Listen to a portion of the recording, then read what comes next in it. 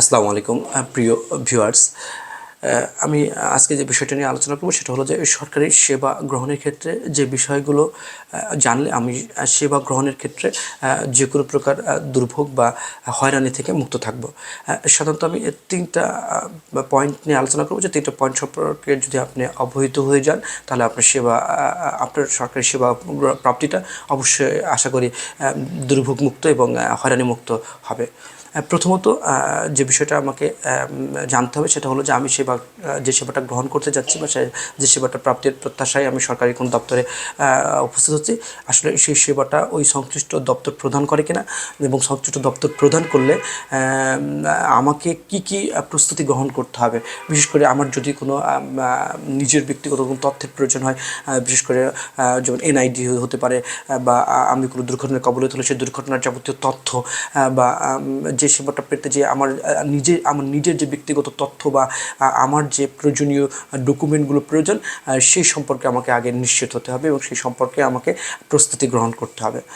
দ্বিতীয়ত, সেবা গ্রহণের ক্ষেত্রে আমাকে দ্বিতীয় যে বিষয়টা জানতে হবে যে ওই সংশ্লিষ্ট সেবা প্রদানকারী প্রতিষ্ঠান আসলে সেবা প্রদানের ক্ষেত্রে কী পদ্ধতি অবলম্বন করেন। অর্থাৎ প্রথমে কি আমাকে অনলাইনে আবেদন করতে হবে কিনা, বা সরাসরি উপস্থিত হতে হবে কিনা, বা এবং কোথাও কোনো ব্যাংকিং চ্যানেলে আমাকে কোনো ট্রানজ্যাকশন করতে হবে কিনা, এই বিষয়টা, এবং কোন কোন স্টেপে কোন ধাপে আমাকে কোন কাজটা করতে হবে, এই পুরো প্রক্রিয়াটা, ওই প্রতিষ্ঠানের সেবা গ্রহণ বা সেবা প্রদানের যে পুরো প্রক্রিয়াটা সেটা সম্পর্কে আমাকে অবহিত হতে হবে। তাহলে আমার সেবা প্রদানের যে স্টেপগুলো আছে সেটা যদি আমি প্রতিটা ধাপ যথাযথভাবে সম্পন্ন করি, এবং এই ধাপের ক্ষেত্রে বিভিন্ন সময় এবং বিভিন্ন স্থান ভিন্ন হতে পারে, সেটা সম্পর্কে যদি আমি অবহিত হই তাহলে আমি সেবা গ্রহণটা আমার জন্য হয়রানি মুক্ত এবং দুর্ভোগ মুক্ত হবে।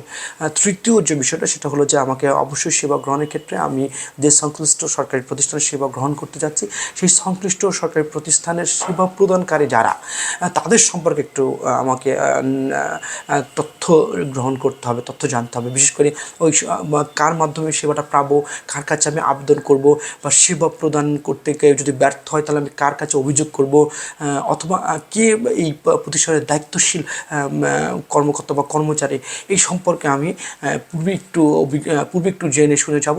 তাহলে আমার সেবা প্রদানের ক্ষেত্রে কোনো জটিলতা বা কোনো হয়রানির সৃষ্টি হলে আমি যাতে এই সংশ্লিষ্ট ব্যক্তি বা ব্যক্তির সাথে বা এই সংশ্লিষ্ট কর্মকর্তা বা দায়িত্বশীলদের সাথে আমি আলাপ করতে পারি, অথবা তাদের কাছে অভিযোগ উত্থাপন করতে পারি। তাহলে আমার সেবা প্রদানটা যাতে ডিলে না হয়, আমার সেবা প্রদানটা যাতে দুর্ভোগপূর্ণ না হয় বা প্রতারণার জায়গায় আমি না পৌঁছাতে পারি, এই ক্ষেত্রে কিন্তু আমি সেবাটা যথাযথভাবে পাবো।